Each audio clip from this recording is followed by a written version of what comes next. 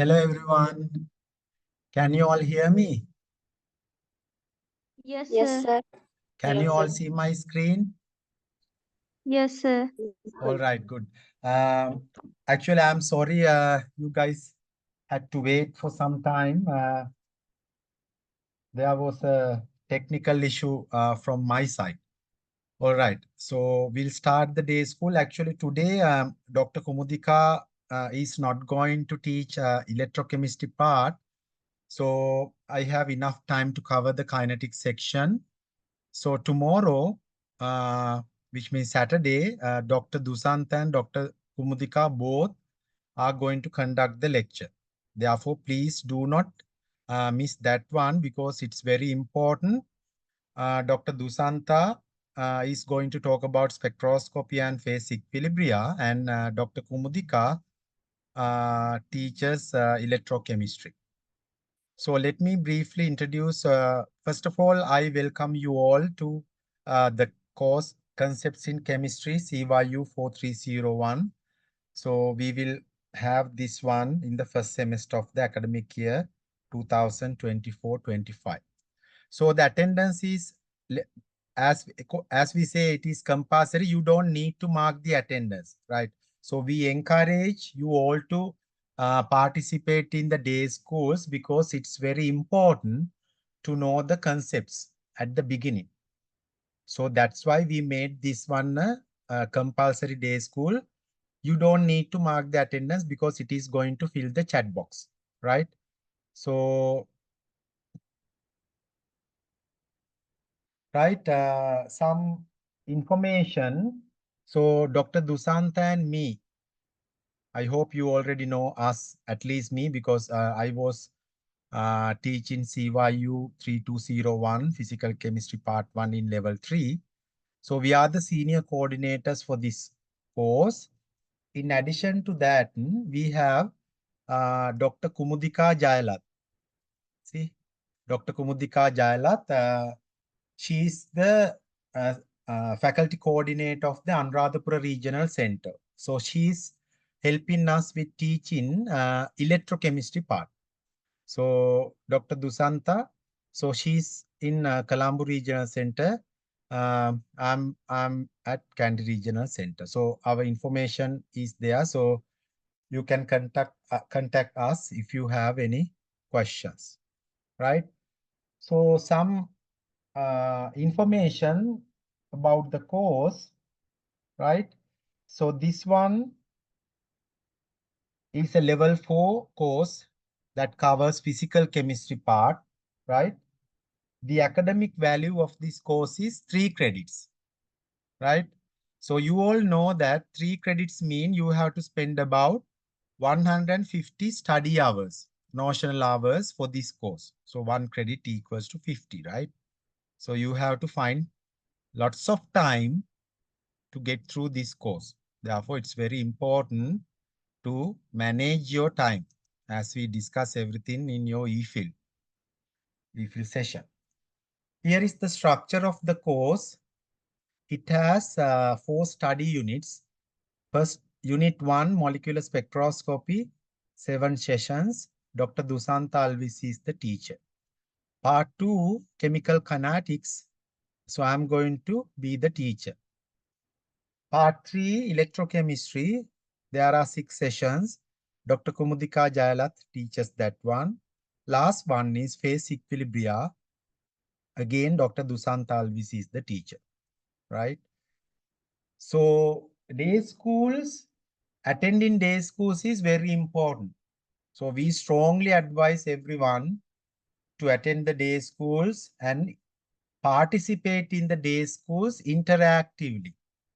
Otherwise, you cannot get a good grade for this course. There is a myth, I would say a myth, right? Among the student community that this course is very hard. You will not get pass. So I don't believe that because we are dedicated to give our maximum. So that is why we have created a Telegram group also. That's not our duty actually. It's an additional one. But since the strike is still going on, we just thought to create the Telegram group. Then we can easily communicate everything. After we started everything, you can actually work on the questions. If you have any doubt, you can ask in the Telegram group. So it's very easier to follow that one because it's a user-friendly platform just like WhatsApp, right? So we do our maximum. So there is your part also. You also have to work hard. Otherwise, you cannot get at least a C pass. So if physical chemistry is very difficult, so my recommendation, my advice is try to get at least a C pass and finish the course. Okay. So information sheet I already shared in the Telegram group. Please go through the information sheet.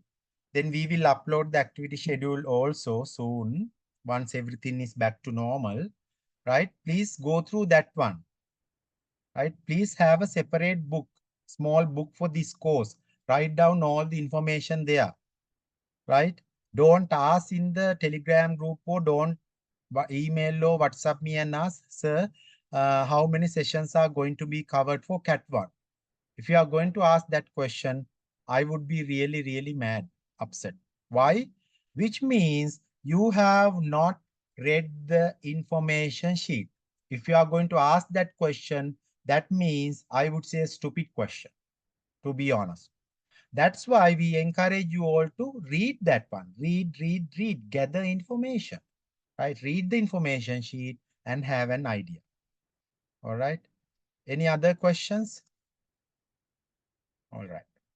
Then next, the evaluation process of this course. So there are two CAT exams and one final exam. You already know. The assignment test 1, CAT 1 covers Unit 1 and Unit 2. Unit 1 sessions 1 to 7, Unit 2 sessions 1 to 4. So entire Unit 1 and Unit 2 will be covered for CAT 1. Then CAT 2, the assignment test 2, Unit 3 and Unit 4, which means electrochemistry and phase equilibrium. Sessions 1 to 6 and sessions 1 to 6, right? Please have an idea. So this time we change the final exam paper slightly. A new final exam paper will be introduced this year and a model paper will be uploaded soon. We will share that. So earlier, there were more questions on molecular spectroscopy. If you have studied this one, I don't know whether you could find past papers from your senior ILRs and ACCALAs, right? So if you could find, there were some additional questions. One entire question on molecular spectroscopy was there. Electrochemistry question, phase equilibria was there, but in the kinetic question, one part was molecular spectroscopy, but this time we removed that part also. There will only be one question on molecular spectroscopy, one question on kinetics, one question on electrochemistry, and one question on phase equilibria. So there is an equal weightage for all these physical chemistry sections. And the eligibility criteria, you all know that OCAM mark, right? Overall continuous assessment mark will be calculated getting zero 0.6 of best assignment mark and 0.4 from the second mark. So you should have at least 35 to sit for the final examination. All right. Is that clear? Any questions, students?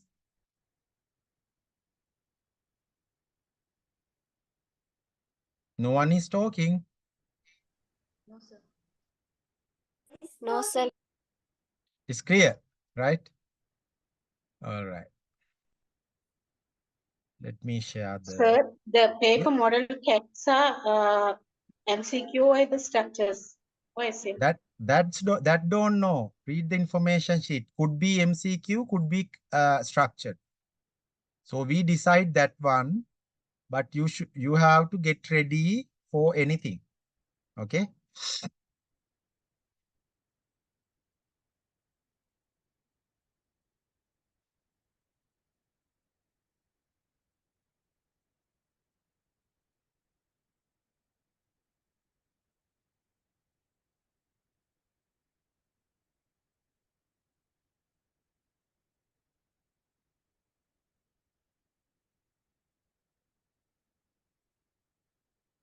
All right. Can you see the screen? Yes, Yes, sir. sir. Students? All right. Good. You don't Yes, need sir. to mark the attendance. Students, you don't need to mark the attendance. Don't fill the chat box. Right. So we are going to start unit 2, chemical kinetics, right? Before start the lecture, I have a motivational quote by Professor Abdul Kalam.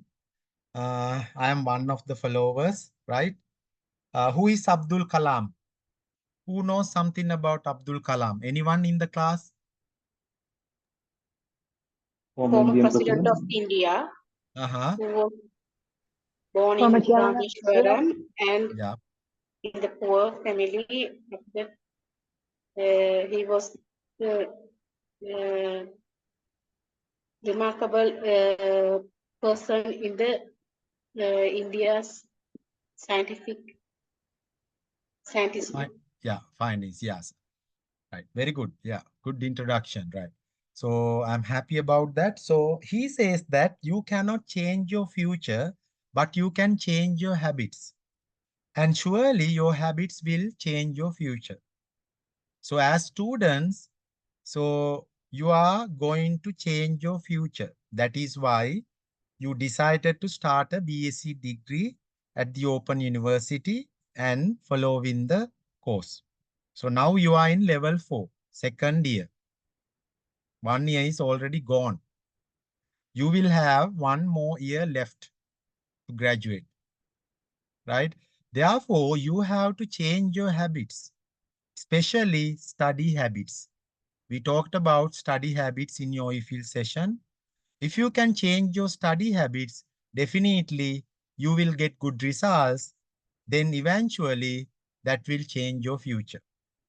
How? Now it is the time to stop all the unnecessary work. I know that you have been home for nearly 2 months, but unfortunately, right? Or fortunately, we could not do anything. That's why we started, at least we decided to start the lectures. So we have done our maximum to help you, right? So now lectures are started. I know that maybe some of you just enjoyed home, right?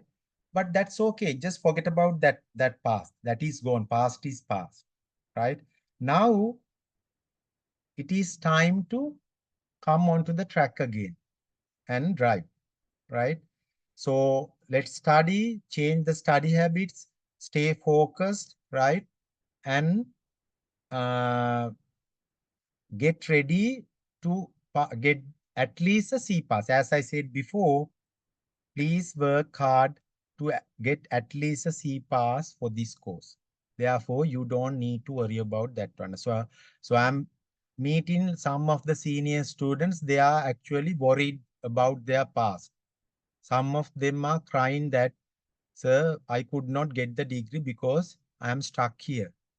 That's because they don't want to work hard when they were in level 4, right? They did something else, then they did not care, right? Now they cannot graduate even though they have completed the other courses. So they are stuck with this one. So I'm just telling everything at the beginning in advance. So don't be like them. Therefore, work hard, change your habits to change your future. So I'm sure. So our expectation is there are, I think, about 750 students following this course for this academic year. So our expectation is you all to get the eligibility, at least try to get the eligibility if you are very busy and sit for the final exam next year. At least do that. Okay. So good, have some good thoughts at the beginning. Right. Okay, let's start the lecture. Right. So I have few slides here today just to revisit some basic concepts that you already studied in level 3, right? That you already studied in level 3. So let's think about a chemical reaction, right? someone can ask two questions. First one is, will the chemical reaction take place? So we say that that is the chemical thermodynamics aspect for a chemical reaction. The second question that you can ask is, if the reaction does occur, then how fast would it take place? So that is the chemical kinetics aspect. Therefore, for a chemical reaction or any chemical change or something, there are two aspects. First one is chemical thermodynamics aspect, and the second one is chemical kinetics aspect. So consider this example. Hydrogen and water gives water molecules. Hydrogen and oxygen gives water molecules, right?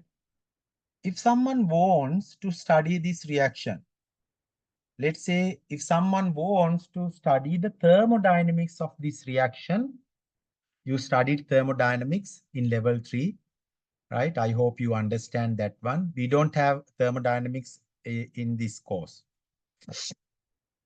So you have to calculate delta G value. What is this delta G? What is the name of delta G? Anyone? Gibbs free energy. Gibbs free energy. Very good. Energy. Gibbs free Gibbs. energy. Or you can calculate K. K is the equilibrium constant. If the Gibbs free energy change delta G is negative, you can say that this reaction is favorable or favored or spontaneous. Or if the equilibrium constant is greater than 0, again you can say that this reaction is spontaneous. So that is how you describe the reaction thermodynamically. Then comes the kinetics aspect. Kinetics aspect. When H2 and O2 gases are mixed, they will remain unreacted for a very long time. Let's say you are mixing H2 gas and O2 gas in a gas jar or something, but you won't see anything. The problem is not that the reactants do not want to form products. They do. Oxygen likes hydrogen. They want to combine, but they cannot combine because they cannot find a suitable pathway to get from reactants to products, right? Suitable pathway, right? I hope you can remember these energy diagrams.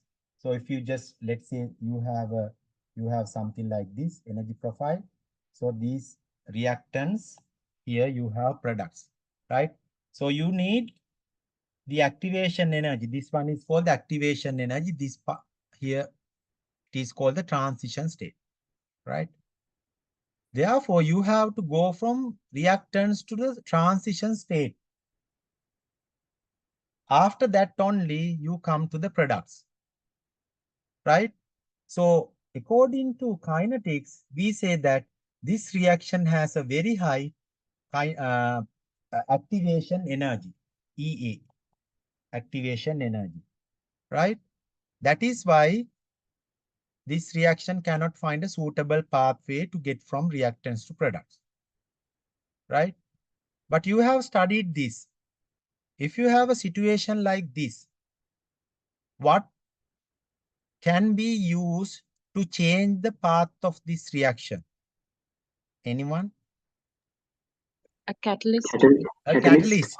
Very good. A catalyst. So you can use a catalyst to change the path of this reaction. If you have a catalyst, it will find a path which has a lower activation energy. Now there is a supporter, our friend catalyst. So the catalyst actually gives the reaction to find a suitable pathway with less activation energy. Now they react, something like that. So when you describe something like that, that is called, you explain the reaction kinetically. That's it. Any questions? Okay.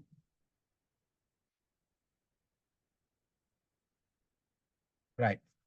So kinetics, actually it is with you, right? It combines with day-to-day activities, everyday life, combustion, corrosion, ripening of foods, right? Cooking, refrigeration, action of enzymes, fermentation, right? Lots of examples are there. So this is just a home assignment. Please find sources. You can Google it if you want, or maybe read some articles online, right? Just to understand how kinetics involved in all of these everyday life activities. So you all know that. Then some information on the slow to fast reactions. In a chemistry lab, you can do these reactions. Let's say you are going to titrate HCl and sodium hydroxide. Strong acid, strong base. You know that it's a very fast reaction, right? Once you mix these two solutions, you will quickly form sodium chloride and water. The reaction between silver nitrate and sodium chloride, it is also very fast. Can someone tell the product?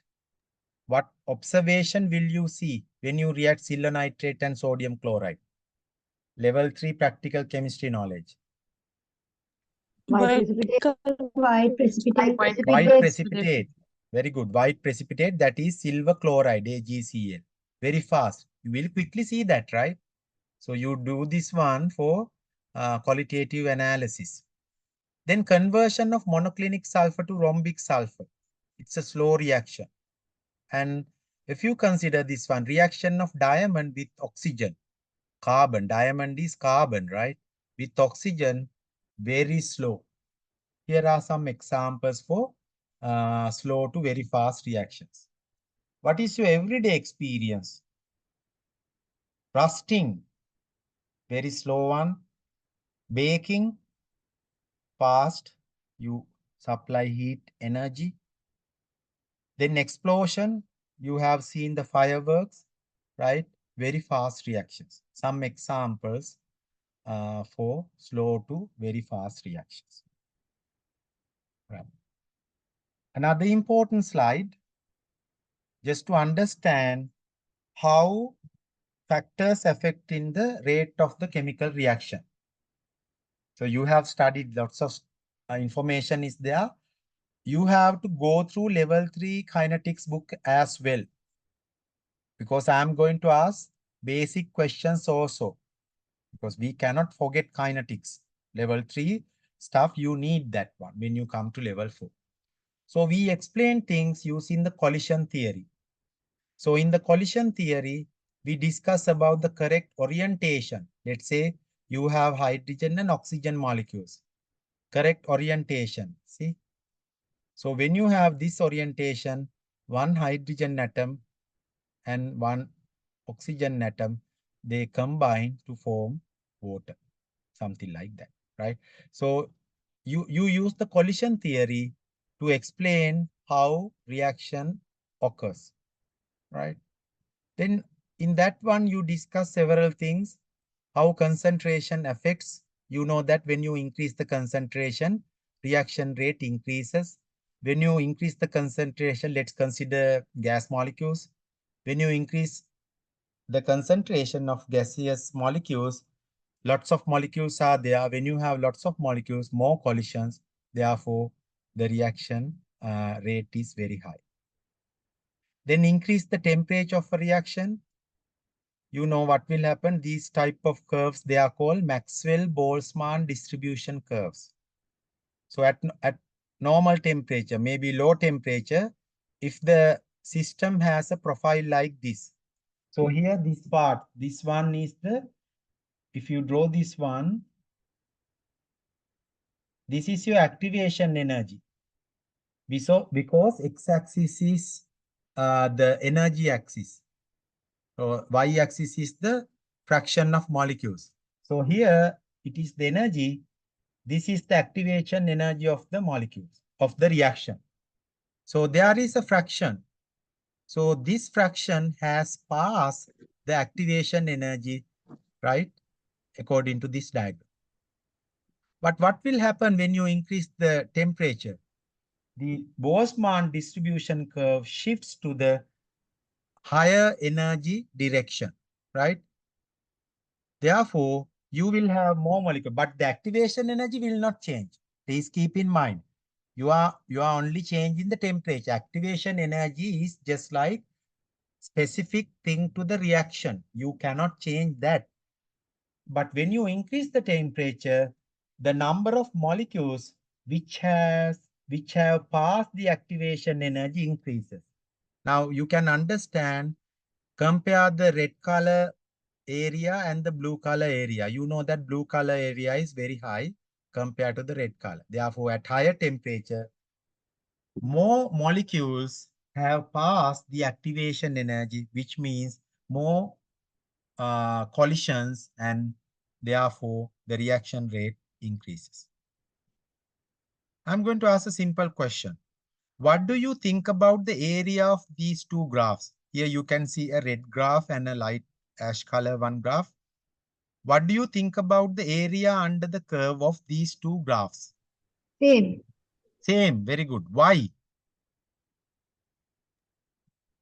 Because the second one is broader than the first one. The activation Broader than energy the first is one. Now I lower. am asking why they are the same. No change of molecule.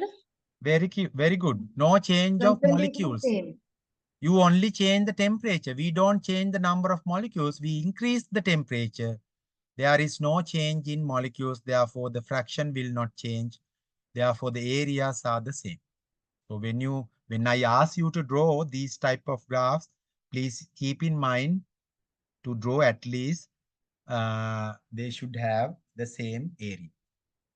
Right. Then the next one, surface area. You all know that when you increase the surface area, the reaction rate is very high. And pressure, especially for gaseous systems. When you increase the pressure, then molecules get very close to each other. Therefore, more collisions, right? Then the reaction rate increases. Then using a catalysis to the reaction. So when you use a catalysis, it will give you a suitable pathway with a low activation energy. Therefore, again, you can increase the rate of the reaction, right? Again, this slide is entirely explained in level 3. I think there are several chapters on this one.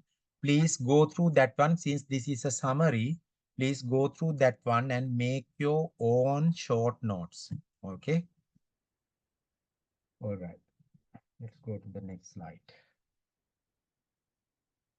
Right. Here is an activity.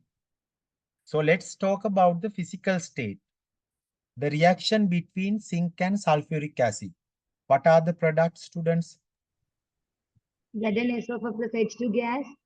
Yeah, zinc sulfate and H2 gas. You know that, right?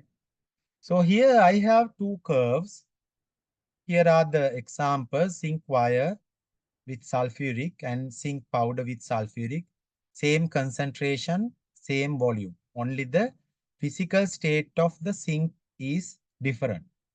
Now my question is, which one is which? Which one is which? Which one Red is the color. red color graph? Which one is the blue color graph?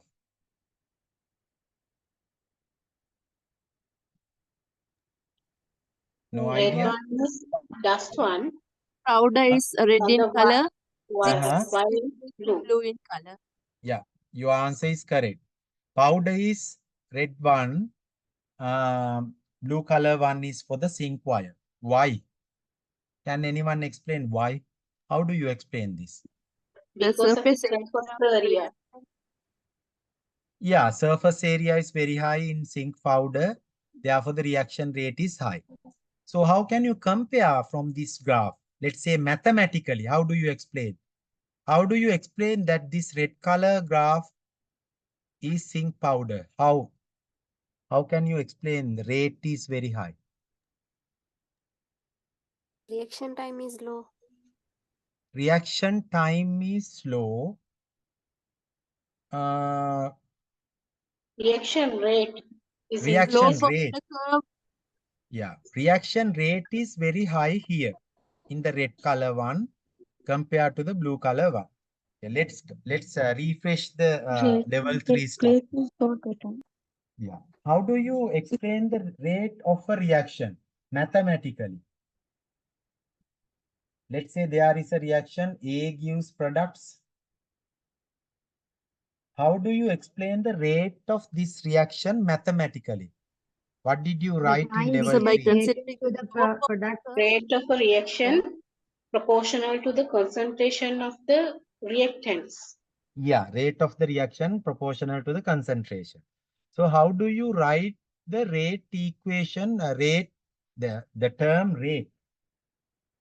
The term rate Divided by mathematically. minus Rate minus equal reaction over time. What's that? K into Rate is equal to K into minus product over time. oh, Yeah, I that is think rate low. No? that is called the rate law. Yeah, I asked rate. Rate is equal to rate constant into concentration of the Z10 solid into the power of coefficient A or something, and the concentration of H2SO4 Yeah, product. so by basically considering the okay. slope angle, Okay, so here rate means this is what I was expecting. The rate means in mathematically, I said mathematically, or in differentiation, you can explain this. This is the answer, dA over dt. I expected this one, dA over dt, rate, right? Since the concentration of A decreases when the reaction proceeds, this rate has a minus sign. That's okay. Don't worry about the sign. dA over dt. So what is dA? Let's say this one is concentration, amount of product, concentration of A. Here you have time. Therefore, you can calculate dA over dt, right? dA over dt. dA over dt means, in other words, slope of the curve, right? Those who attended my mathematics class understand this one. I explained that one there when I was teaching mathematics, differentiation. D concentration A over dt means slope, or in simple words, you talk about this one, right? dy over dx, dy by dx, dy by dx, dy over dx means slope, or you can say another word for this one, gradient. Gradient, yeah. If someone say how to find the slope of this one, which means that you have to find the gradient of that graph. So all these terms go together, similar meaning, right? Slope, gradient, dA over dt. So if someone asks you to find the slope of these two graphs, so you will understand that how do you find the slope for a graph? Let's say you have a curve like this. If you want to find the slope, what you do is you draw a tangent. So this one is called tangent. Then try to complete the right angle triangle. Then find this distance, let's say delta y. Find this distance, that is delta x. The gradient m is equal to delta y over delta x, right? So you know these ones, simple mathematics. So now you can say, okay, here is the gradient at this point. Let's say this point is P, right? So at this point, here is the gradient. You have to draw the tangent and find, which means, let's say this is a graph which represents the concentration versus time, which means you have found the rate of this reaction at this point. Likewise, you have to find the gradients of these two graphs. Let's say, likewise, you have to. So I'm recording this one, so I will share the recording later. So you don't need to record. So let's say if you try to draw the two triangles, right angle triangles, considering this one. This triangle, let's say the angle is theta. If this angle is alpha, you know that theta is greater than alpha. So you can see this one, right? Sometimes the gradient is explained as tan theta. Let's say if this is theta is equal to delta y over delta x. Therefore, tan theta is equal to delta y over delta x. That is the gradient. Since theta is greater than alpha, you can say that tan theta is greater than tan alpha, which means the rate, let's say rate 1 is greater than rate 2. Rate 1 is what? With zinc powder. So according to that one, that is why you have a higher rate, because you can mathematically prove that. The reason is you have a higher surface area. Rate 2 is less than that because that is for zinc wire. Right? So this is just a simple example. Just see how many things there is to learn, right? So all of these are level 3 stuff, but you should be able to explain quantitatively and qualitatively too, right? Is that clear? Any doubts? Okay.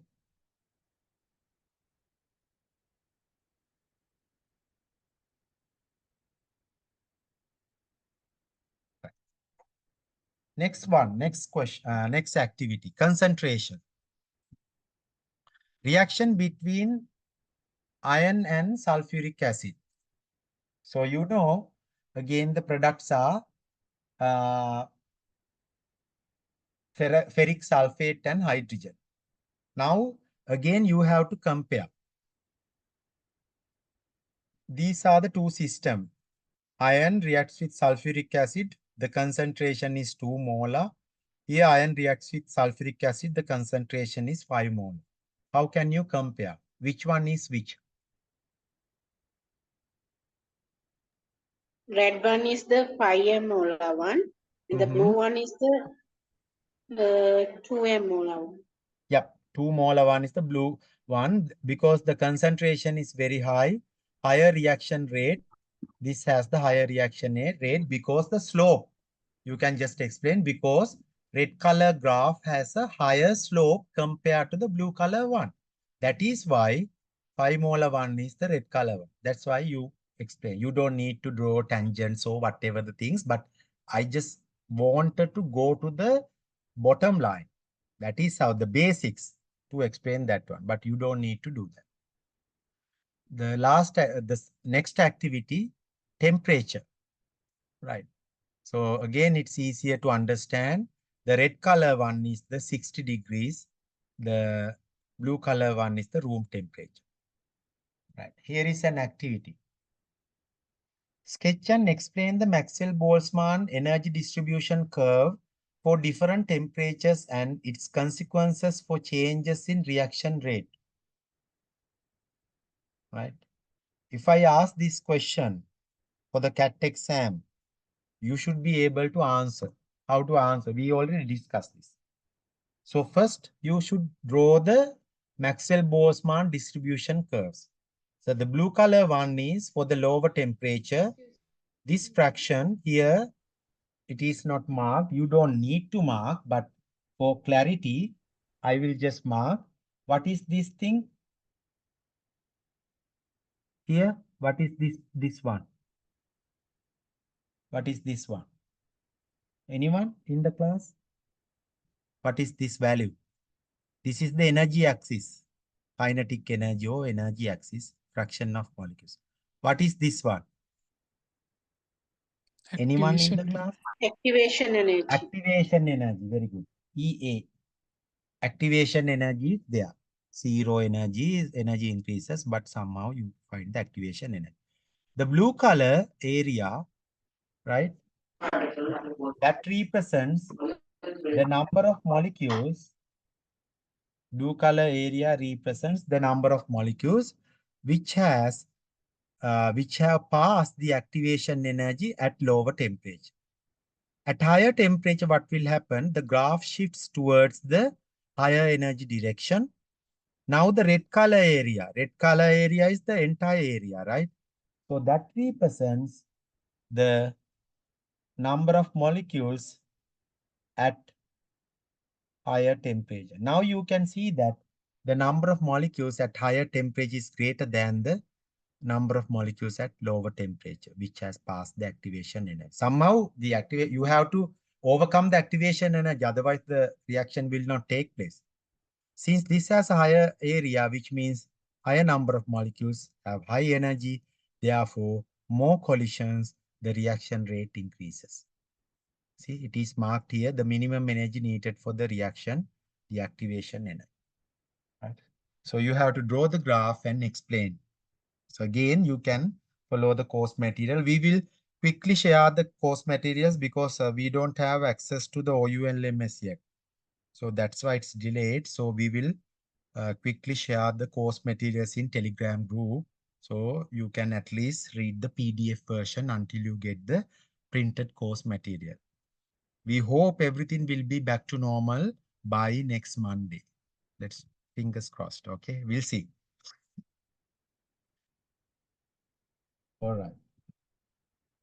Some terminologies in kinetics, right? You should know this one. You should be able to explain this one. I'm asking these type of questions.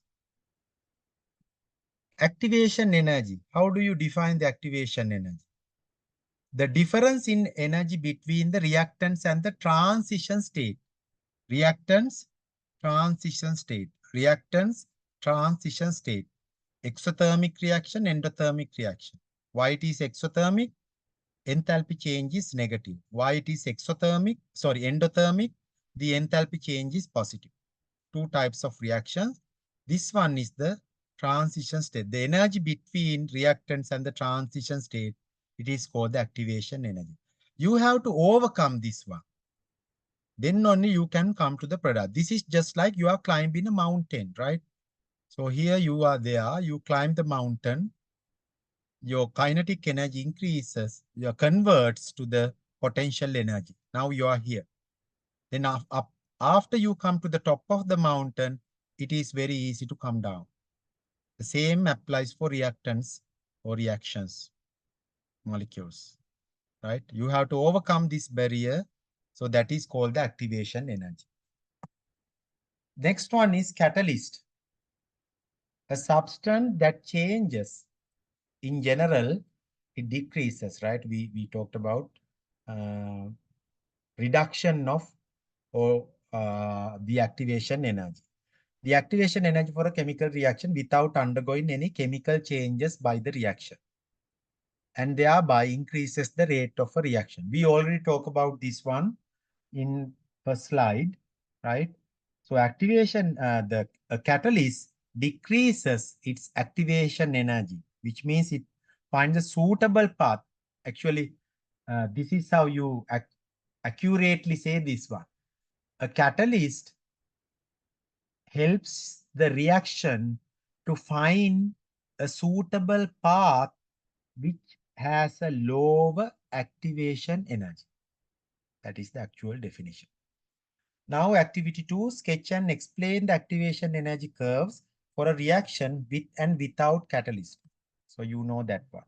With and without catalyst. So we have already discussed this one. So this is how you explain, right? So these are called the energy profile diagrams, right? Energy diagrams, reactants, products for an endothermic reaction. Here is the usual path without catalyst. Here is the path with catalyst. So you can see a decrease in activation energy. Any doubts? Okay. Then the next one, elementary reactions. How do you define? A reaction that represents a single step reaction. Elementary reactions are single step reactions. Example, hydrogen and iodine gives hydrogen iodide. So we have to say that this reaction is an elementary. So you don't have magic, or even I don't have magic. So you have to maybe do some research or something like that to find out these reactions are elementary or not. But you should understand the meaning of that. They are single step reaction. Then another term comes with this one, molecularity.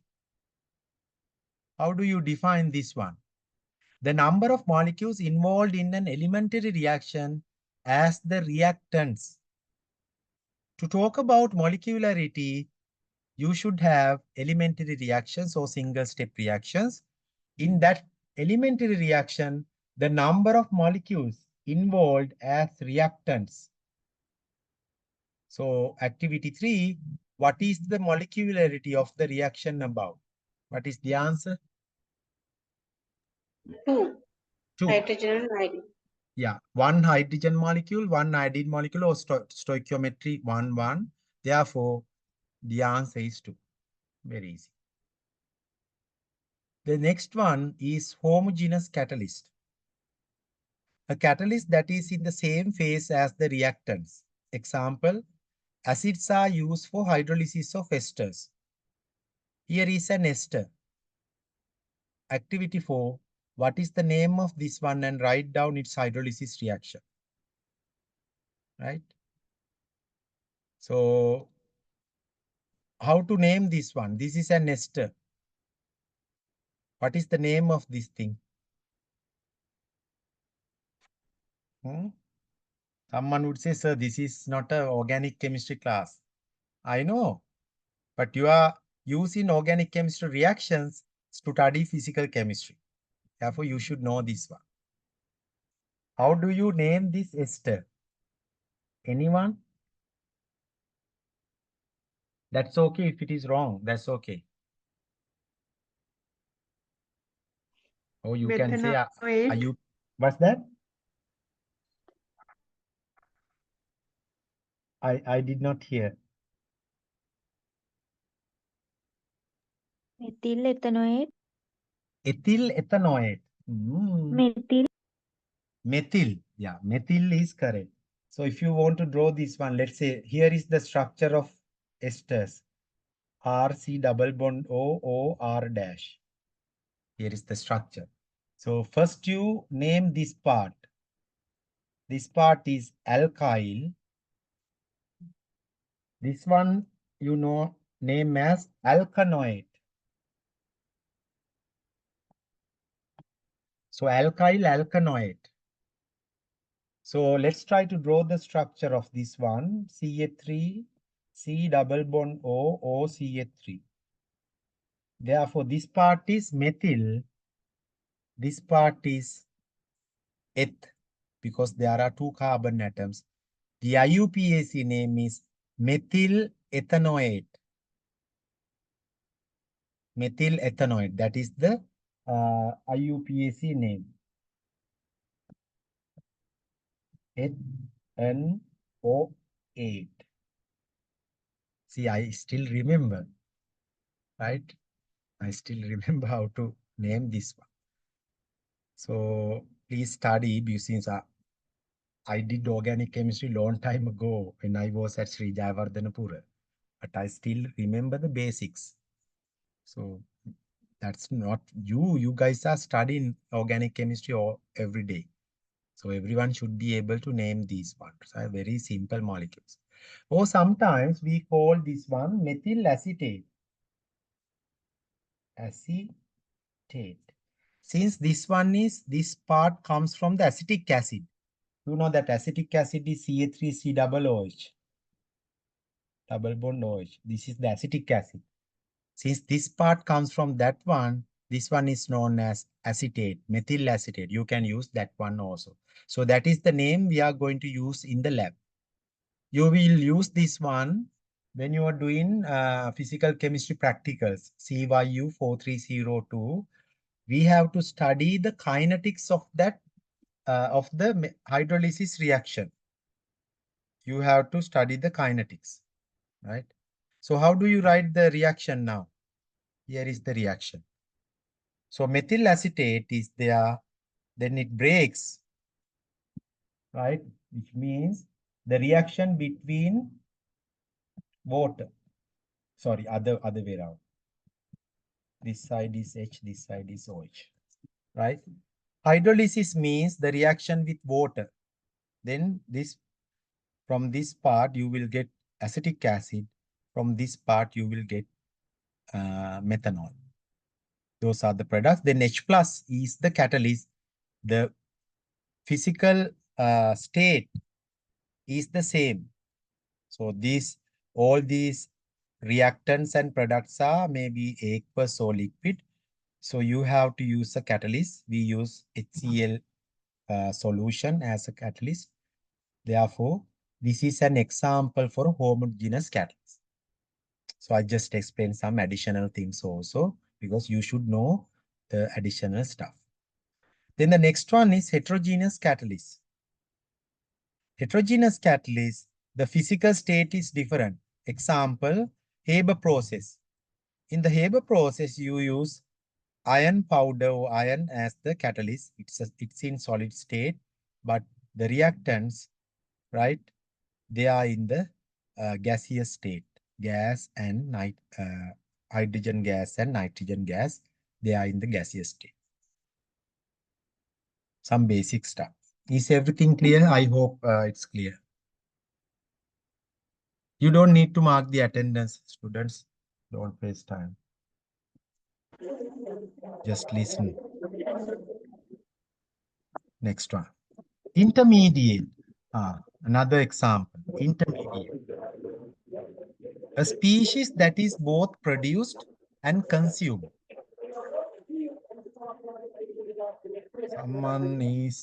Can you please mute? All right. A species that is both produced and consumed in a chemical reaction. Right. Let's take a very simple one. A gives B, then B gives C. What is the overall reaction? A to C. The very simple example. So here B is the intermediate. It produces from the first reaction, then it consumes from the second reaction. Overall, right, here is the overall reaction. There is no B in the overall reaction. So these type of things are called intermediates, right? As such, it does not appear in the overall reaction, but it is produced but it is proposed to be produced in one elementary step and consumed in another. So it is produced here, it is consumed here, right? So these are elementary steps. This reaction and this reaction, these two are elementary steps. So this entire part, this part is called the mechanism of the reaction. It is called the mechanism of the reaction. Therefore, please keep in mind that in a reaction mechanism, each and every step is elementary. In a reaction mechanism, all the steps are elementary. Okay. So here is an example. Again, organic chemistry examples are there, right? So hydrolysis of what? This one is, it's a tertiary bromide, right? It's a tertiary bromide to get a tertiary alcohol, right? Hydrolysis reaction. So there are two steps likewise, and there is an intermediate formation like here. It produces and disappears, right? The intermediate is formed here, right? And there are two transition states for this one. So I just put this one for the SN1 reaction just to give an idea about these intermediates. What is reaction mechanism? The series of elementary steps that combine to produce the path of molecules that take to go from reactants to products in a chemical reaction. See, the series of elementary steps. So when you combine these one, you will get the overall reaction. So that is called the reaction mechanism. Then transition state. The species with the highest energy between reactants and products. See, transition state. You can compare with the intermediate also. There are two transition states in this reaction. So it is a short-lived species that represents an intermediate involved in the reactants products, right? So you should be able to locate all these things in a energy or reaction coordinate diagram. This one is called reaction coordinate diagram. A plot. Reaction coordinate diagram, it is a plot of free energy versus the reaction coordinate for a reaction that provides a pictorial representation on the lowest energy path from the reactants to the product. So you represent every one diagram. All right. All right. What is next?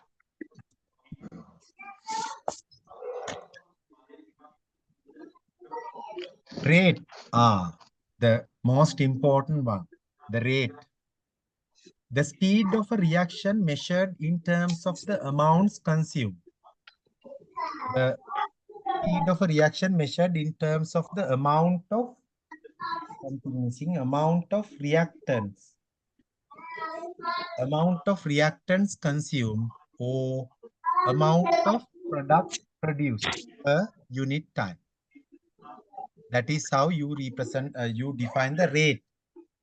So that one, we already talked about that one. You can say dE over dt. Someone is disturbing us. Can you please mute all of your meetings? Okay. Right, dA over dt, the change of something, dA, according to math, with time, dt. So that is how you represent. So we are going to use these type of differential parts in level 4. Therefore, if you cannot remember, please study level 3 stuff as well as level 3 mathematics. Or if you have time, attend the level 3 maths classes. Okay. Rate law. An expression of the dependence of the rate of a reaction on the concentration of reactants as shown in equation.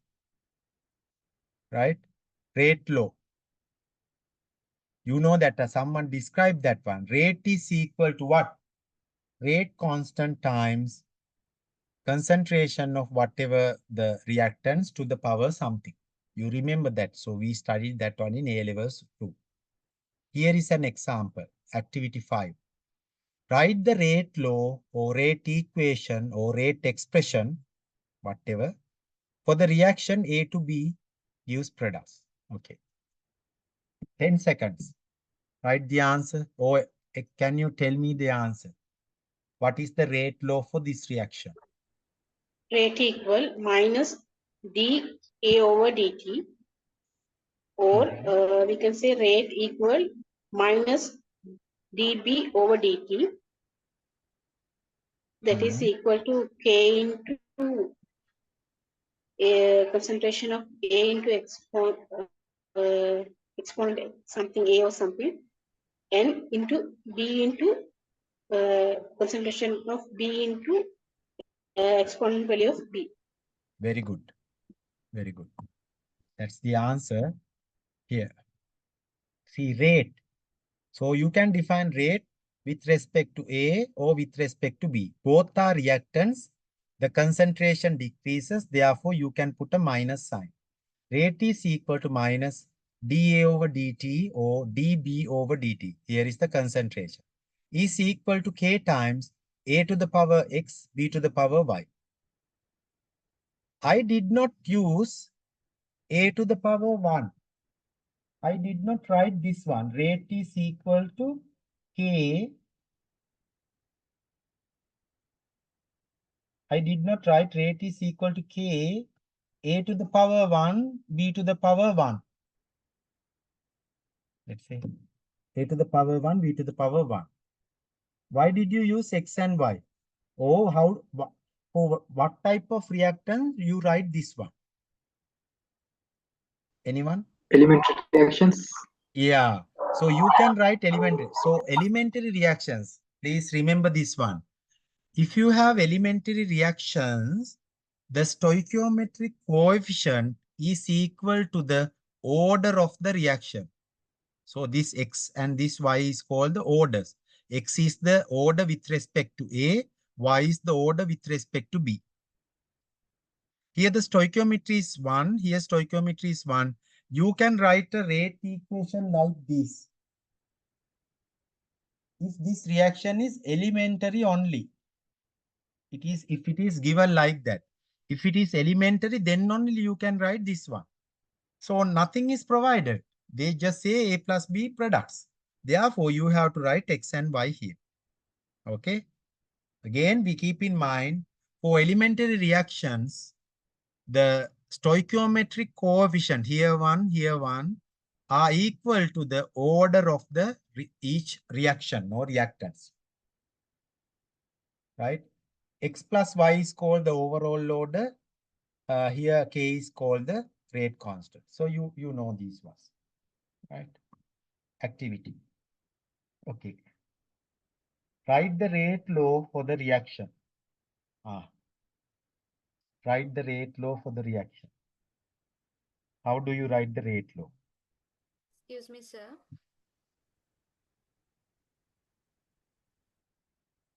Right? So you have Rate to think. equal minus Uh-huh. 1 Yeah. over A into dA into dt. Mm-hmm. That is equal to minus 1 over B into dB over dt Uh-huh. equal to Uh-huh. 1 over C into dC over dt. That Uh-huh. is equal to 1 over D into dd into dt. Uh-huh. Is equal to K times the other part. K times A into same as that if A into power of X into concentration of B into power of 1. Yeah, very good. I'm so happy about you. So here is the answer. So you know this one, very basic stuff, okay? Don't think that these things are hard. These things are actually A-level stuff, right? Or maybe you covered in level 3. Rate. So as she explained, here you had 1. So then only you write dA over dt. When you have a stoichiometric coefficient in front of the reactant, you have to divide by that coefficient. So that is why you wrote this as rate is equal to 1 over A minus, since it is a reactant, d over dt. This one is dB over dt. The stoichiometric coefficient is B. You have to divide by 1 over B. Here, the rate you can express using products as well if you want. 1 over C, dC over dt, 1 over D, dt over dt is equal to K to the power K times, sorry, A to the power X, B to the power Y, since we don't know anything about this, right? If this is an elementary reaction,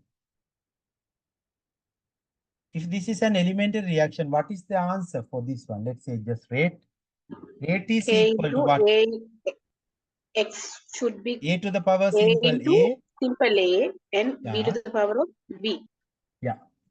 Rate is equal to K times A to the power A, B to the power B, because if this is an elementary reaction, the stoichiometric coefficients are equal to the power order of the reactants. So that's the rule. Is everything clear? Any doubts? All right. Yes, sir. Yeah. Right. Rate determining step, RDS, or rate limiting step. The rate of the slowest elementary step in a mechanism. The rate of the slowest elementary step. If you have a reaction mechanism, the rate of the slowest elementary step is called the rate determining step.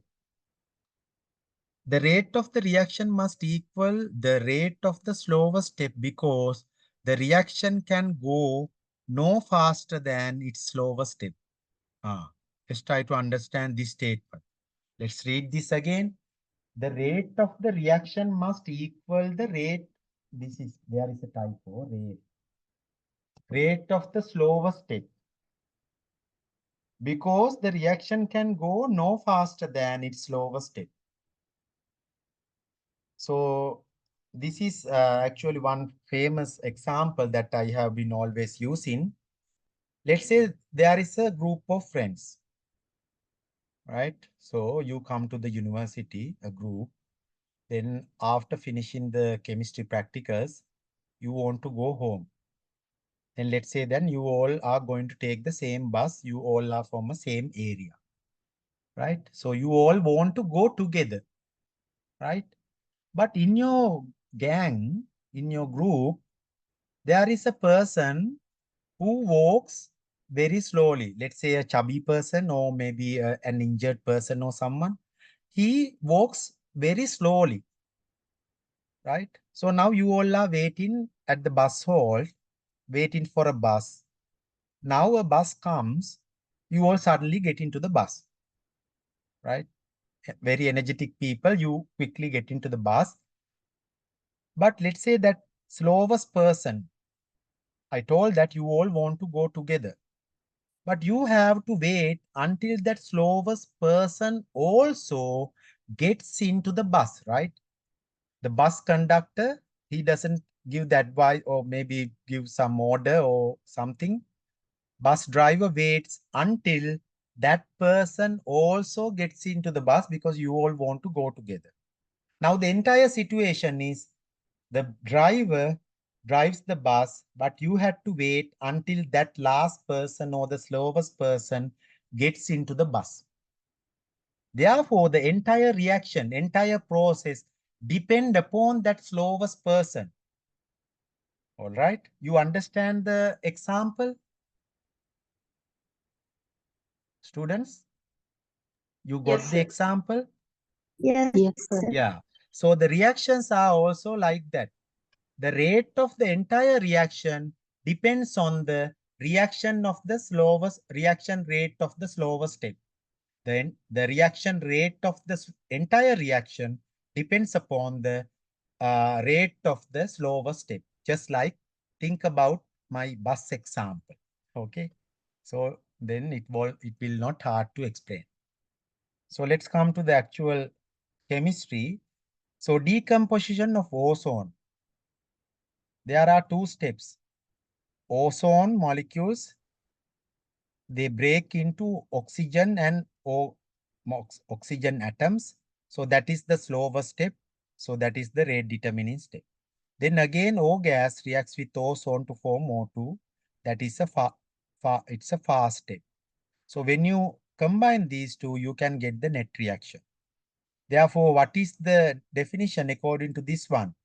The rate of this reaction, overall reaction or the net reaction, depends upon the rate of the slowest step or the rate determining step. So that is the understand. Activity.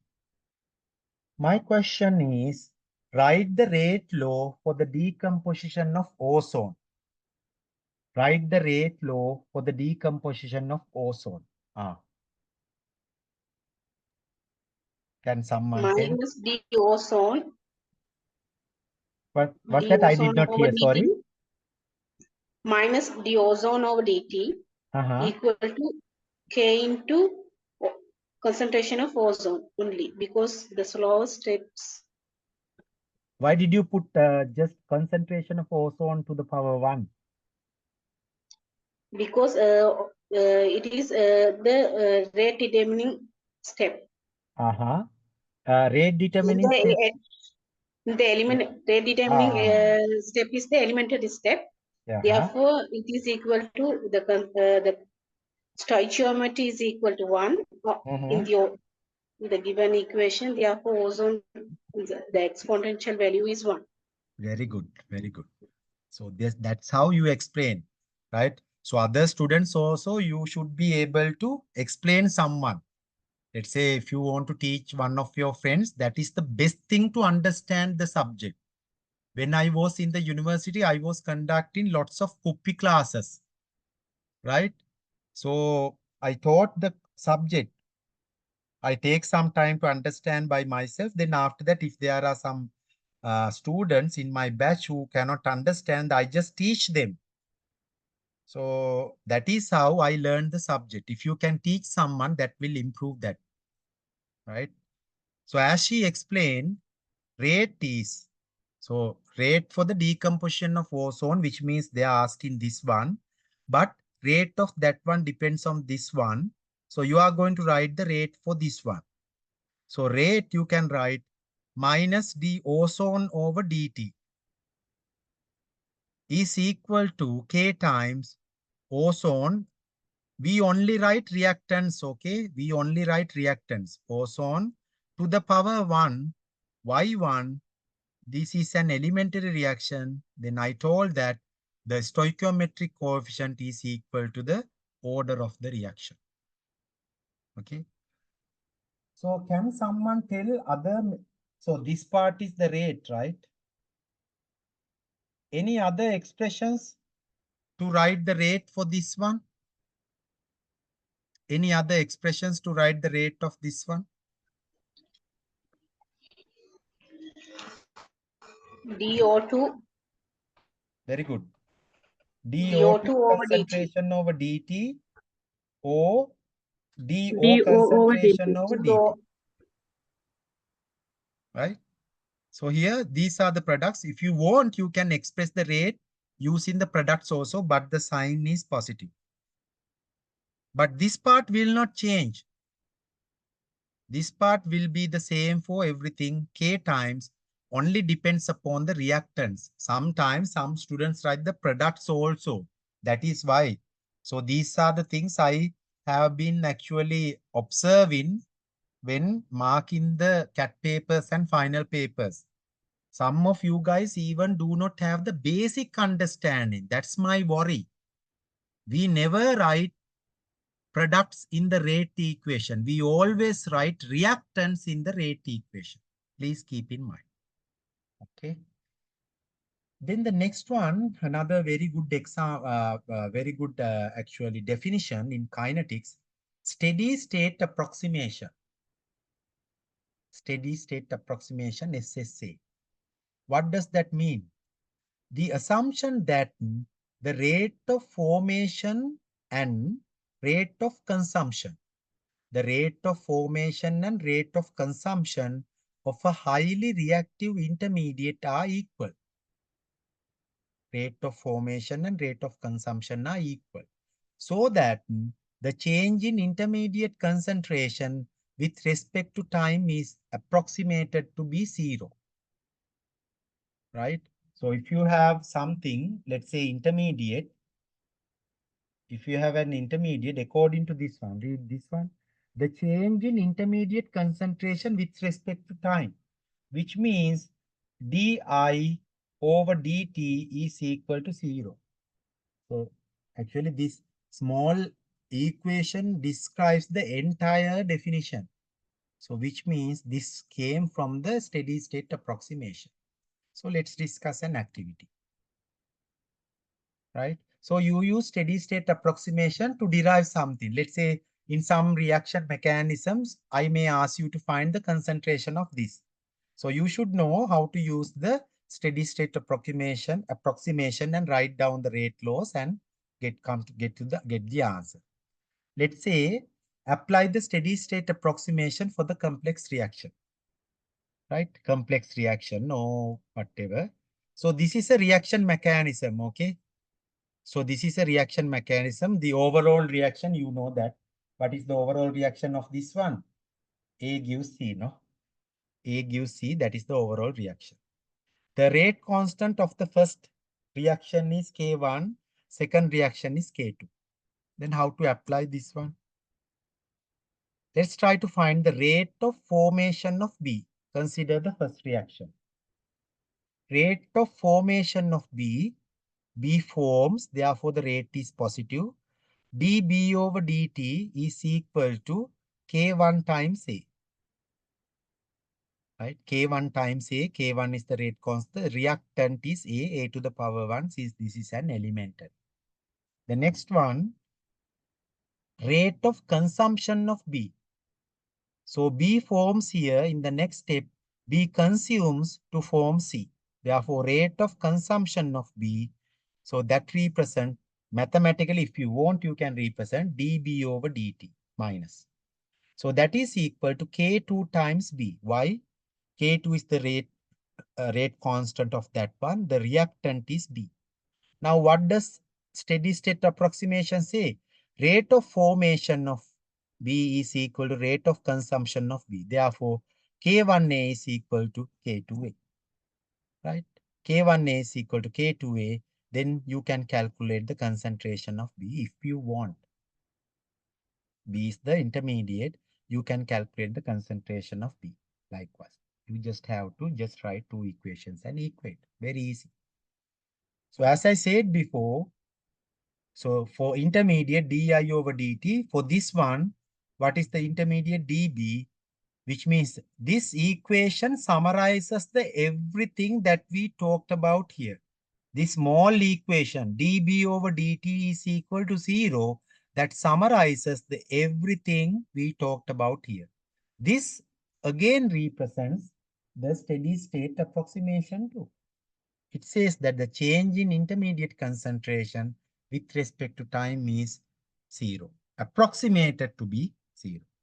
Right? There is a steady state actually. So when you draw the graph, if you want, initially it's like this.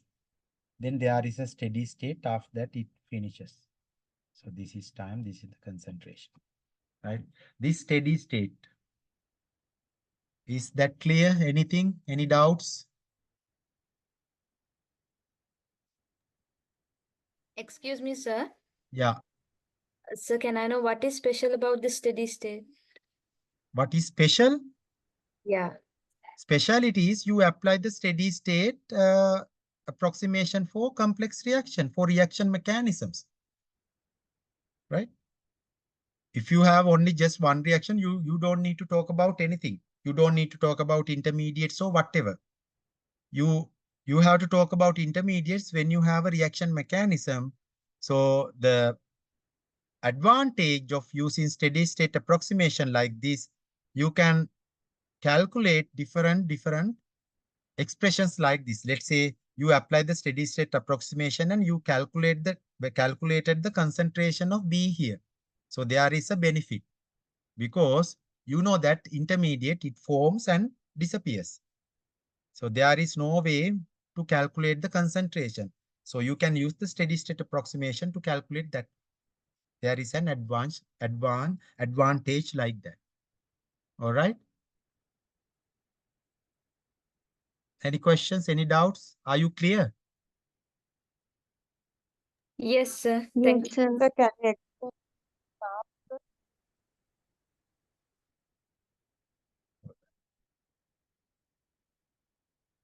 Next, Arrhenius equation. Can someone tell Arrhenius equation? What is Arrhenius equation? K equal K into e to the power of minus EA over RT. That means Very good. K is a constant equal to Arrhenius constant and the exponent value of E, that is minus E activation energy and the gas constant over absolute temperature. Very good. So you won't believe I asked the same question for the last year final examination. The majority could not answer. The majority could not get the full marks for that part. I just asked, write the Arrhenius equation and describe the terms in it. The majority cannot do that. What a sad situation, right? See, that's because you don't study. You don't have good study habits. You don't need to study. You don't make short notes or whatever. You start to study when it comes to the CAT. If the CAT exam is tomorrow, you start studying tonight. That's the problem. So you are going to read the entire book. You cannot actually learn the subject like that, right? You cannot keep everything in your mind if you just start studying day before the CAT exam, right? So this is the truth actually. So I wish I could show you the final exam papers. Very bad. If you cannot answer the Arrhenius equation question, that is very bad actually. Therefore, please study hard, okay? Basic stuff. K is equal to A times e to the power minus EA over RT.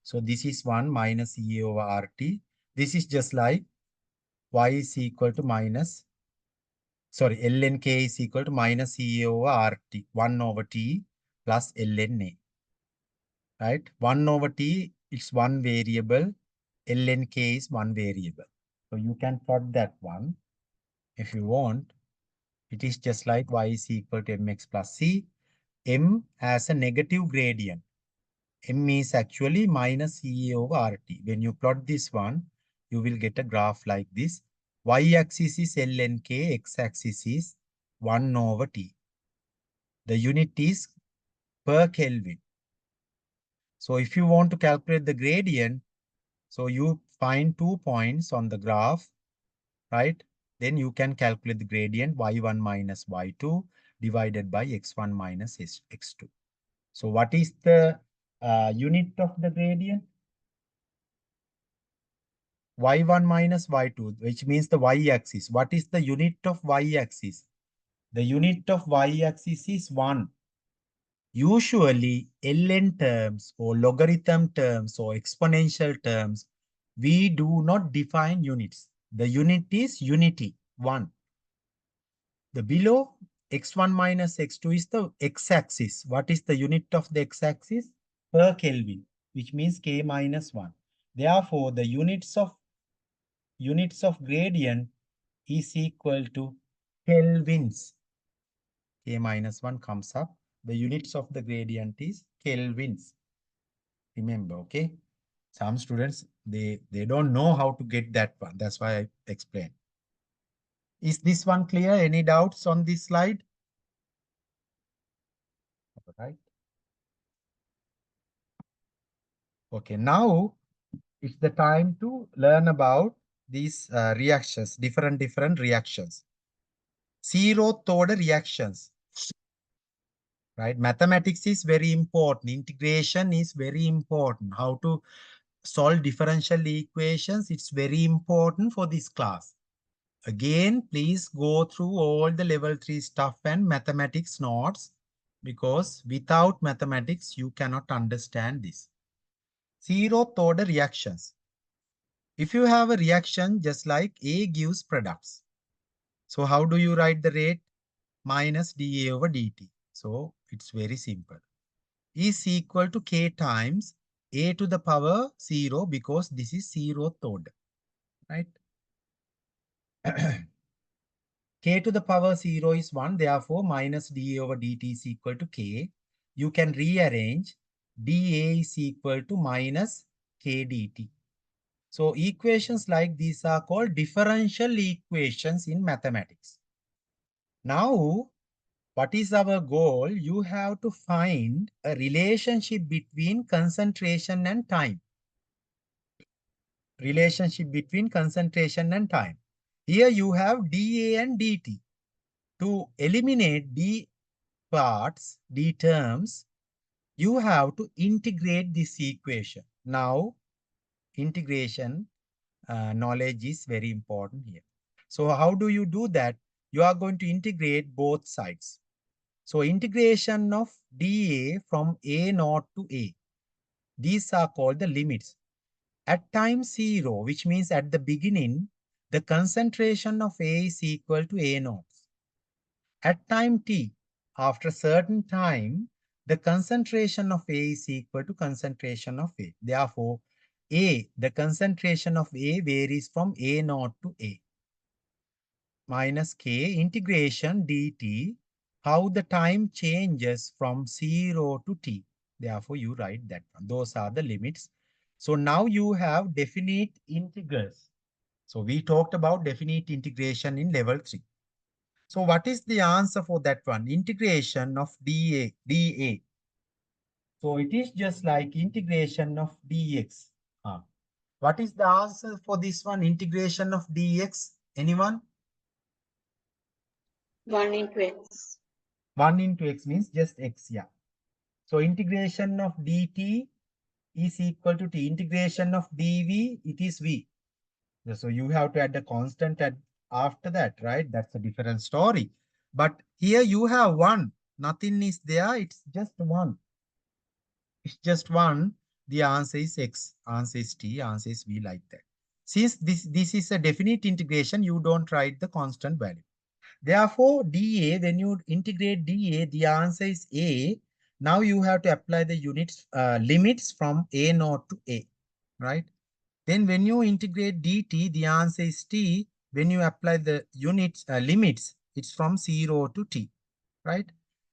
Now you know how to deal with this definite integration. Let's say if you have something, integration gx dx, the answer is fx, let's say a to b. Let's say you will get fx from a to b. You remember this one. You initially apply the upper limit fb minus, then the lower limit fa, right?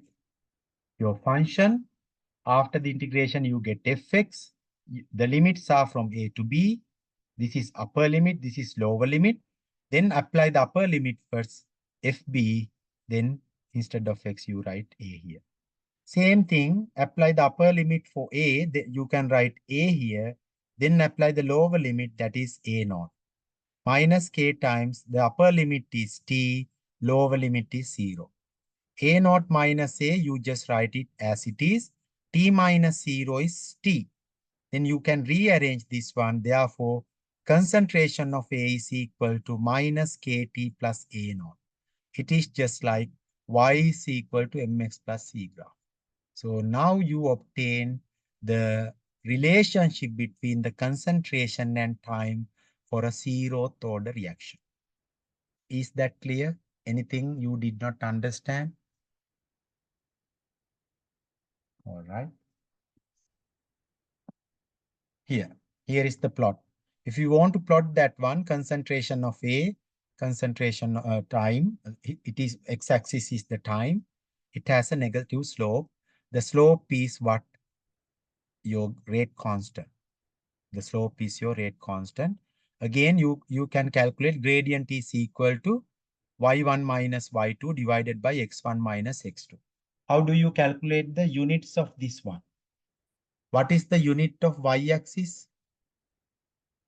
What is the unit of y-axis? Anyone? What is Mole the unit decimeter of minus. moles per decimeter cube? In normal units, if it is SI, moles per cubic meter, since this is concentration. What is the unit of x-axis? Second. Seconds. Therefore, what is the unit of gradient? Mole decimeter minus 3 per second. Very good. Mole decimeter minus 3 per second. So m is equal to minus k, right? Here, according to this one, gradient is equal to minus k. Therefore, the units of k is also the same. Mole decimeter cube per per second. All right. Some additional stuff. Then the second one, first order reactions. Again, let's go through everything. A gives products. So rate is minus dA over dt is equal to k times 1 y1 first order. It says first order reaction, not because this is one. Okay, first order reaction. This is one. Then rearrange. You can write 1 over a. All the a terms are in one side and other terms are in other sides. In mathematics, we call this separation of variables. So since this is an this one is called the differential equation. Since differentiation is involved, this type of equation is called differential equation. In differential equation, you are going to solve differential equations, which means you have to use integration. In differential equation, simplification, solving process, first you have to separate into variables. That is this step. A terms are here, T terms are here. Now integrate both sides. So this one is likewise. Again, you are going to integrate from A naught to A. Here you are going to integrate from 0 to T. Right? So what is the answer when you integrate 1 over A? Integration 1 over x dx. What is the answer? ln x. ln x plus c if you want. Integration 1 over v dv. What is the answer? ln v plus c. ln. You have to remember this one, right? So therefore 1 over a here, when you integrate ln a, limits are a naught to a. When you integrate dt, answer is t from 0 to t. Then apply the upper limit ln a, then lower limit ln a naught. Then upper limit t minus 0, t minus 0 is t. Then you can rearrange this one. It is just like ln a is equal to minus kt plus ln a. Y is equal to mx plus c. Again, negative gradient. My question, what is the unit of gradient? What is the unit of gradient? What is the unit of the y-axis? Now you know. What is the unit of the y-axis? Anyone? You have ln terms. I told that when you have ln No units. terms, so what is the One. unit? One, sir. Yeah. What is the unit of the x-axis? Seconds. Therefore, the unit of the gradient is per second, right? Here, the gradient is equal to the rate constant. See, the gradient is equal to the rate constant. Therefore, the unit of the rate constant is also per second for first order reactions. Is that clear, students? You guys okay? All right. What is next? Activity. Determine the half-life of this reaction. What do you mean by half-life? You know that in this reaction, the concentration decreases, right? Then concentration decreases and it becomes the half of the initial concentration at some point. The initial concentration is A naught. At some point, this concentration becomes A naught over 2. At some point. So this one is specifically known as half-life. So T is equal to T half. The meaning is when the concentration becomes half. Now you have the equation. Instead of A, write A naught over 2 minus KT. Instead of T, it is KT half now, ln A naught. After simplifying, you can show that T half is equal to ln 2 over K. It's a constant. ln2, it's a constant. K is a constant at a constant temperature. Therefore, for these type of reactions, first order reactions, the half-life is a constant. Some additional stuff.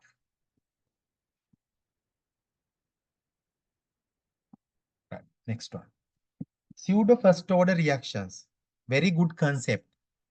So we are going to use this concept in level 4 practicals. I think you use this one in level 3 kinetics experiment also.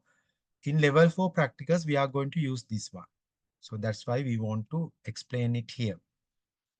Consider this example. A plus B gives products. Right? There are two reactants.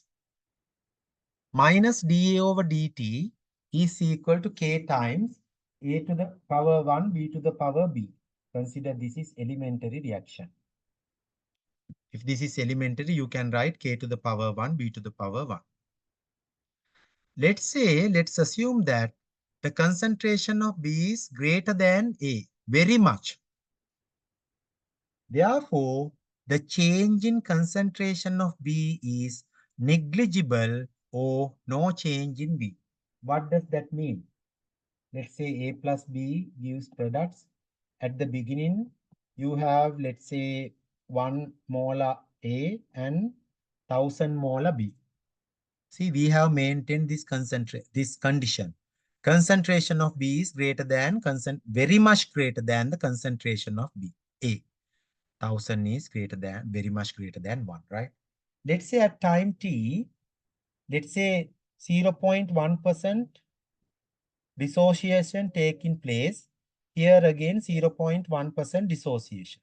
So at time t, you have 0.9 remaining. Here you have 999.9 remaining. It's just like compared to 1 changes to 0.9, it is a considerable change. But 1000 changes to 999.9 means looks like there was no change, right? This is how you convert this statement into what you can understand. So this way, I hope you all will be understand the statement. Therefore, the change in concentration of B is negligible or compared to the change of concentration is A, or there is no change in B. Since there is no change in B, you can combine these two because the concentration of B is constant. Therefore, K times B is equal to K dash, where K dash is a new constant, or we call this as the pseudo rate constant. Very important. Pseudo, fake, right? Pseudo rate constant, K dash, K into B. Therefore, you can change this one. This is equal to minus dA over dt is equal to K1 times A. Okay, a small question. What is the overall order of this reaction? According to the things written here, what is the overall order of this reaction? Anyone? 1. 1 overall order? Not here, according to the definition here. What is the overall order of this reaction? 2. 2. One molecule. Molecularity is 2. Molecularity is equal to the overall order. Here 1, here 1. The overall order is 2. The overall order is 2. This is a second order reaction. Then we converted the second order reaction into a first order reaction. See the conversion. So you use this concept. So in chemistry, we use lots of these type of explanation or assumptions to describe the reaction kinetics of the reactions. Okay.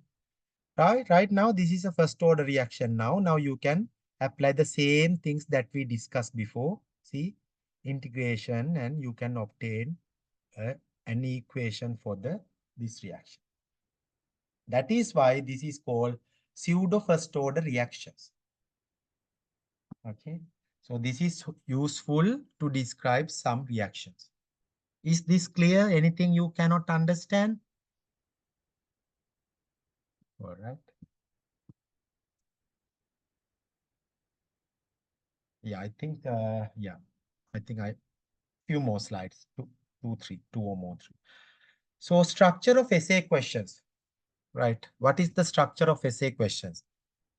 So an example is here. The rate constant K of a certain reaction was measured as a function of temperature, and the results are given below.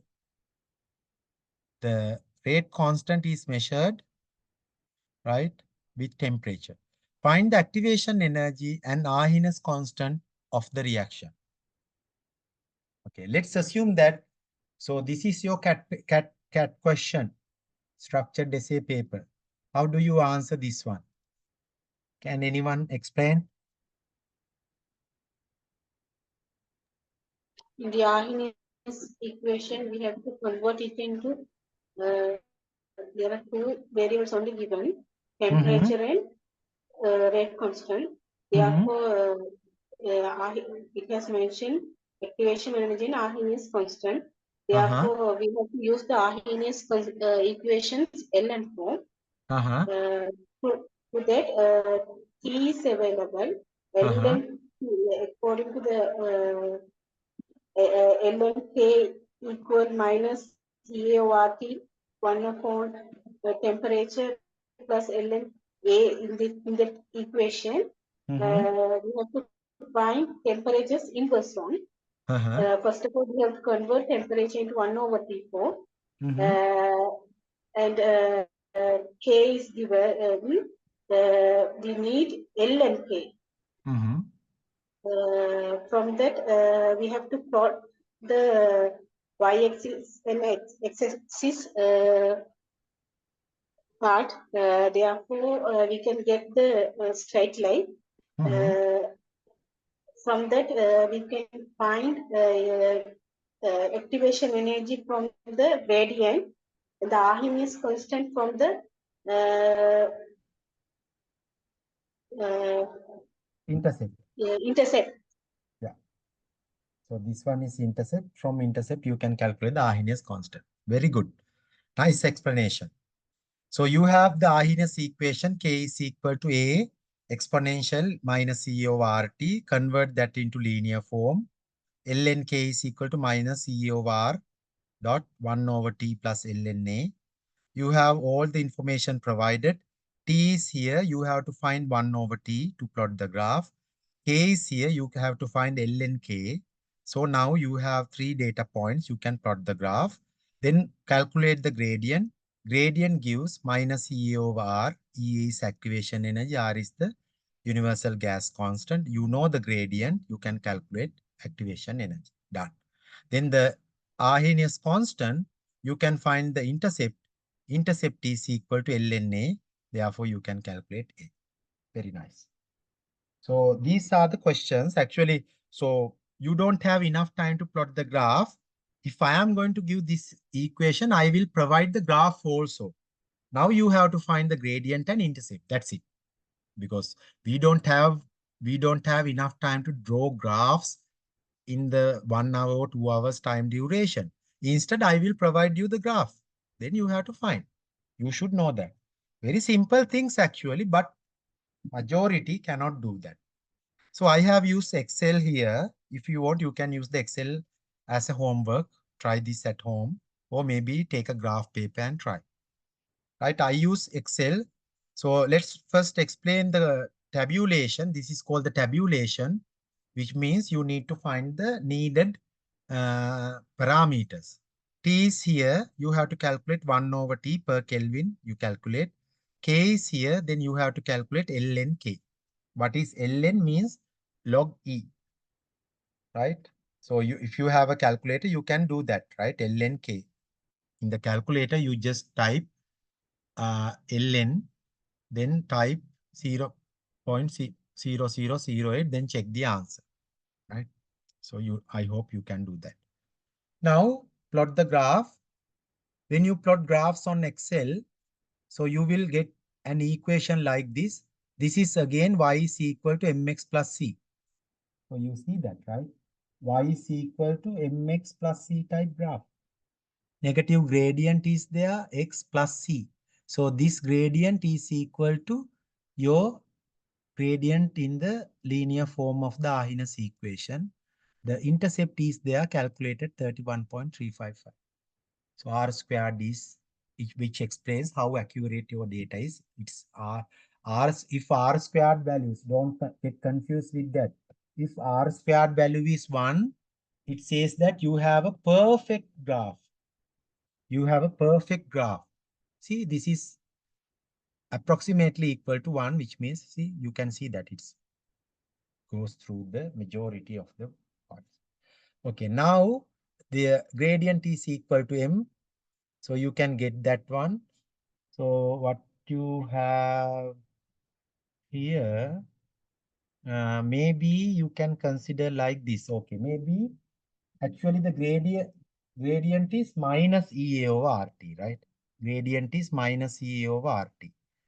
Therefore, EA is equal to minus MR, right? Minus MR. So what is the gradient here? According to this one, minus 11,407. So maybe you can put another minus 11,407 Kelvin. You can understand what is the unit of this one, Kelvin. Y-axis is no unit. Y-axis ln K no unit 1.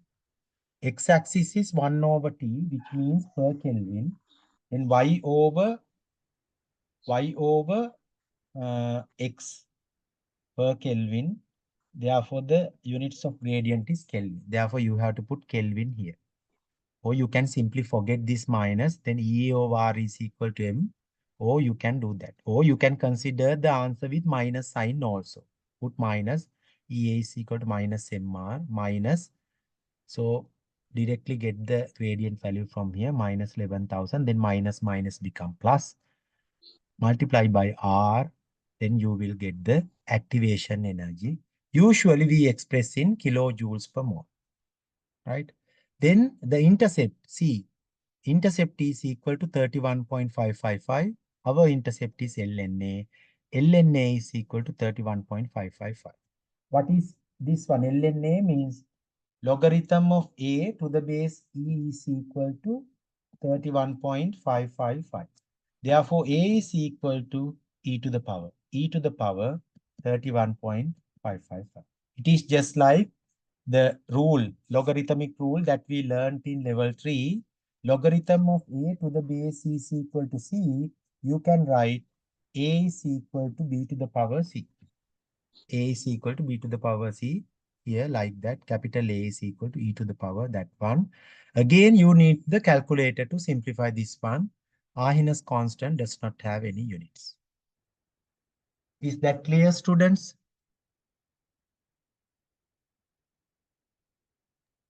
Yes, sir. All right.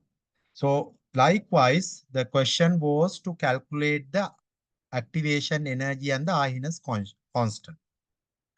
Then the data was given temperature and rate constant.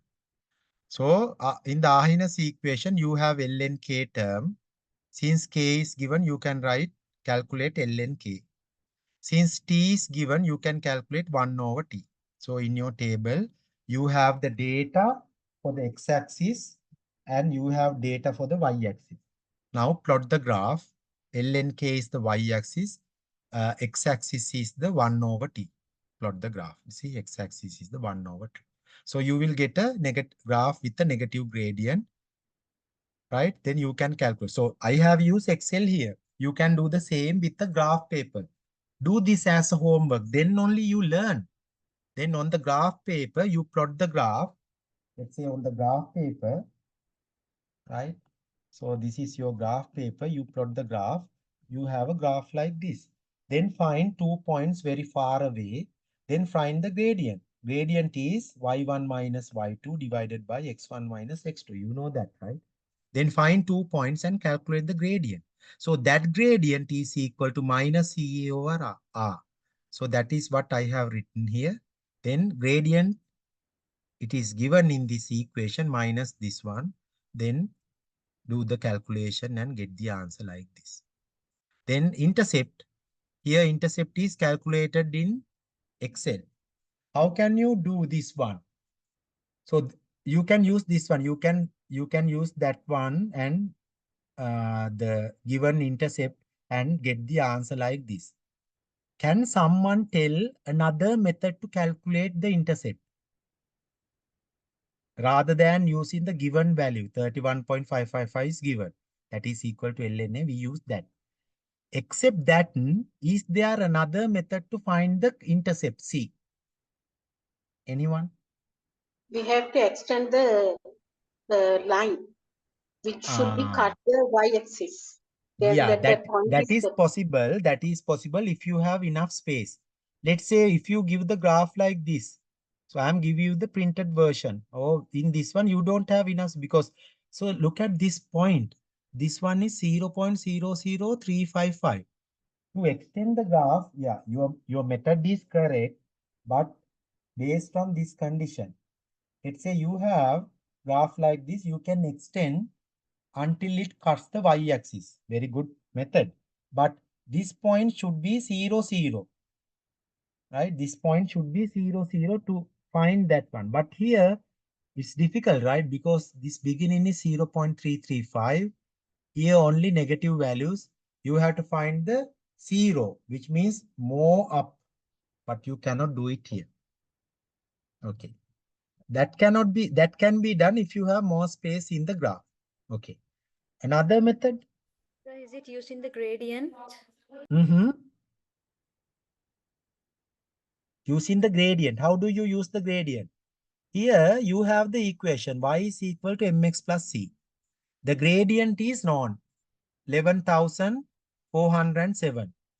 Then what you have to do is, using this equation and using a point which the graph goes through, apply that one in the equation. Let's say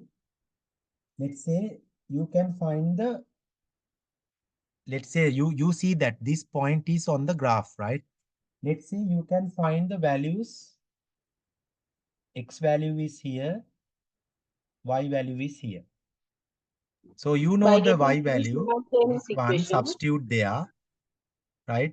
Write the x value, gradient times x value, right? So you write the y value from this one is equal to minus 11,407 multiplied by x value.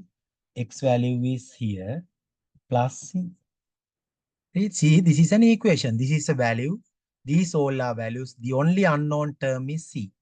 Then using this one, you can calculate the gradient c. Now you know the gradient c. Gradient is equal to ln A. You can calculate that. Several methods are there. Okay. Find a suitable method to do the one. On Excel, it is very easy. You have to give the data, give the graph, choose the linear graph, and ask the Excel to show you the equation of the graph. That's done. But that's difficult when you use a real graph paper. So I'm asking you all to use a real graph paper and try to plot this one. And we can further discuss if you have any doubts. Any other questions? All right. So these are the types of questions, essay type questions, MCQ questions. Sometimes I give MCQ questions also, right? Sometimes I give MCQ questions also. Read this question. Let's try to answer this one. Last slide. I think we are going to finish the day school. The acid catalyst hydrolysis of methyl acetate follows first order kinetics. It is given first order kinetics. Important one. And the reaction is below.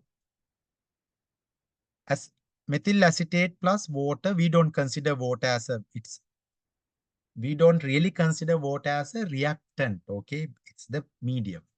Rate constant, acidic medium, you will get this one and that one. First order kinetics. Okay. The rate of change of acetic acid concentration in the above reaction is given by. So how do you convert this statement into mathematics? The rate of change of acetic acid. The rate is D, concentration of CH3COOH, acetic acid. The rate of change of acetic acid concentration. The meaning of this one, the differential form is this one. Therefore, you should have that term in the equation. See, you can quickly eliminate this answer because that talks about the rate of change of methanol. So possible, possible, possible, possible. 4 answers left. Now let's read. How do you write the rate for this reaction? Let's say rate. How do you write the rate for this reaction? Let's say the rate constant is K times what? Can someone tell me the answer? K times what?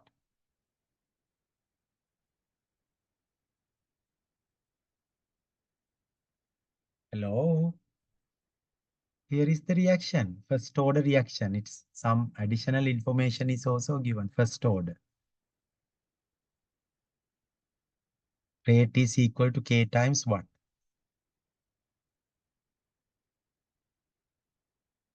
Can you hear me, students?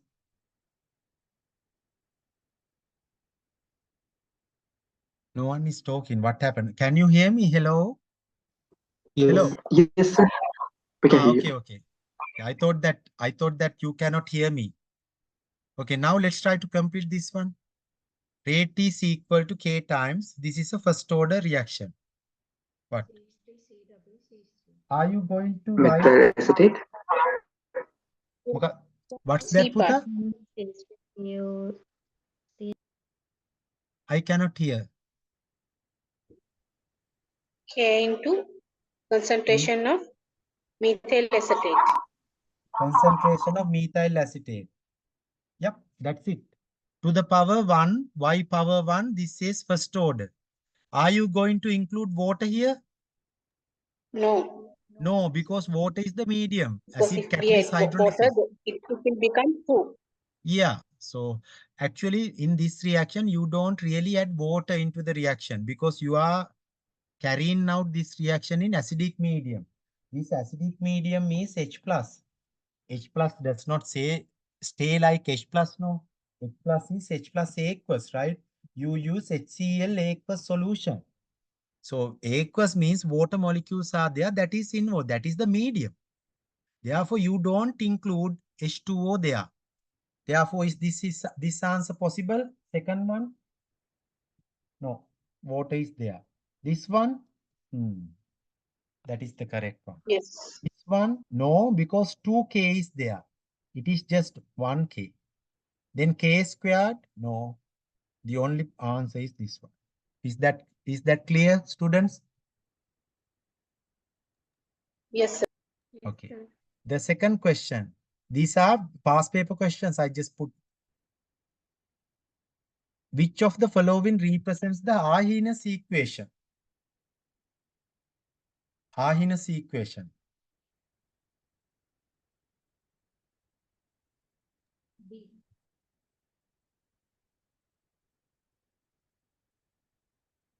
Arrhenius equation. The answer is B, sir. The answer is B. yeah. So capital A is equal to KC. Sometimes you get confused with that, right? The terms are switched wrong. The only answer is this one, right? Some students, so it is a, it looks like the Arrhenius equation. But it is dried one. Yeah. So there is a problem with that part, no? This one is the problem. The only answer is this one. See? So these are the types of questions you will get for the CAT exam. If it is MCQ, not hard. If you know the subject, if you study, you can actually answer. So there are, if the, after the OULMS is activated, so we are going to put some quizzes. You can practice these questions, MCQ questions. Then you can start doing past papers also after the next day school, because this is compulsory day school just to give you some idea before you start the before you start studying the book. I just wanted to actually recall the level 3 stuff. Okay. Yeah, I think that's it. Yeah, Excuse me, that's sir. it. Do you have any questions? Excuse me, sir. Was it okay? What do you feel? Excuse me, Hmm? sir. Do you Better feel, revise of do you level 3. do you feel like you can do better? Yes, sir. Hmm? Was it okay? The good you actually recalled everything from the level 3? Yes. Any questions? Any ideas? Excuse me, sir. Yeah. මේ E part එක තියෙන්නේ sir ඒක හරියට derive කරොත් ඒකත් ගන්න පුළුවන් RNS කියලා. A part එක? No, නෑනේ. E. No, right? What is that one? L. Okay, let's try to derive this one. LNK is equal to LNA මේ sir plus sir LN මං ඇහුවා yeah. e to the power minus E over RT. ඔව් එහෙම ඇවිල්ලා තිබ්බොත් ඒක ගන්න පුළුවන් මේ sir. පුළුවන් අනිවාර්යයෙන්. RNS මෙහෙම කියලා. ඇවිල්ලා තිබුණොත්. ඇයි okay. මෙතන what is missing here පුතා? LN term එක LN. විතරයිනේ is මෙතන missing. නැති වෙලා තියෙන්නේ නේ. Yeah, sir. Yeah, Okay, thank you, that sir. is why it is wrong. මේක තිබුණා නම් that is perfect 100%. Good. So I'm glad you are asking questions. Any other questions? All right. So if you are okay, we can wind up the meeting. So I will send you the recording link in the Telegram group. You can share with your friends, those who could not attend this class. So tomorrow is a continuation of this one. I will not be teaching Dr. Kumudika and Dr. Dusanta. So that class is also very important. Please attend that one also. Then only you complete the entire compulsory day school stuff, because you should learn the basic concepts of molecular spectroscopy, phase equilibrium, and electrochemistry. All right? Sir, Yep. the question is there about practical chemistry of level 4, sir. Will Mhm. it help according to master timetable this 15th? Not sure. We don't know yet, because they have not officially called off the strike, right? We will update you. Okay, thank you, sir. Okay, students, good night then. Thank you for joining with me Thank you, today. sir. Thank Thank you, sir. you, Have a nice day. Good night. Thank you, Thank you, sir. sir. Thank you, sir. Have a good night. Good night. Thank you, sir. Good night. Thank you, sir.